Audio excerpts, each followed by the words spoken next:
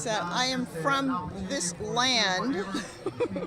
I came here to visit my family, who lives on the res, but also Southampton. Half the family is res, and half the family came here during the Depression and into Southampton. And we came at the time when there was corn and potatoes and duck farms and dairy farms and no mansions. Okay? Those are our people from North Carolina, West Indies, Virginia. I was talking about a book called Black Indians. I'm going to advertise this. It's by William Katz, K-A-T-Z. Very important to understand the history of who we are as Native Americans, as Africans, African Americans now, but also as the mixture of people that we are and don't acknowledge. I'm saying this because as we look at each other and other people and feel the connection with each other, we can't always do genetic testing. 23andMe doesn't work for all of us. Ancestry.com doesn't work for all of us because there are not records that go past or before the Civil War that would keep track of us very well. So we are gathering at straws to find out who we are. However, know this. The government regulated a lot of times the separation of Native Americans from the Africans who were brought over here to work the country. And that was purely economics to keep them separated, and also because the blacks and the Native Americans outnumbered the whites who were here in America. Does this sound familiar? People being sent back, immigration right now under the present administration, always been a threat. The other part that they don't want us to know is that we are a mixture of people.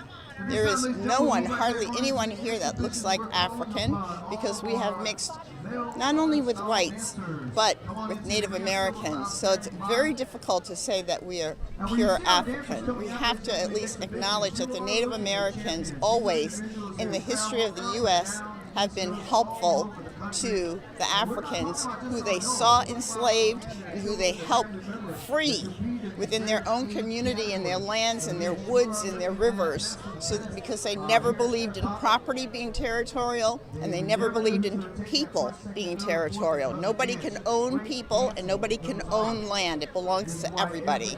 That's always been part of their belief in their history. So they saw what was happening with the colonizers from Europe and how they took everything and put fences around them in order to have ownership. If you come here to Southampton, you'll see that there's this huge, beautiful reservation that's right on the water.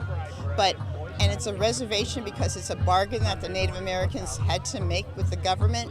But really, if you think about it, this whole entire island was in itself all natives, all Algonquin, all Montauk's, all Amagansett Indians, all Shinnecock. Okay, you can go all up and down the island. Even Manhattan, New York City, that is a Native American name because it was bought for $24 in beads, all right? So we have to know our history. I know they don't teach this in schools. I know they don't. I was a teacher for 35 years. You can't go by the textbook. I had to dig deeper to help my students understand that what they were seeing was an illusion. They had to understand the background of what was going on. We are all connected to each other, and embrace each other like that and continue to try to find your roots. Even if you can't remember the people's names, remember that you are part of a history of America that's been subdued and hidden so you don't know your power and your origin. Over and out. I wanna make it TV.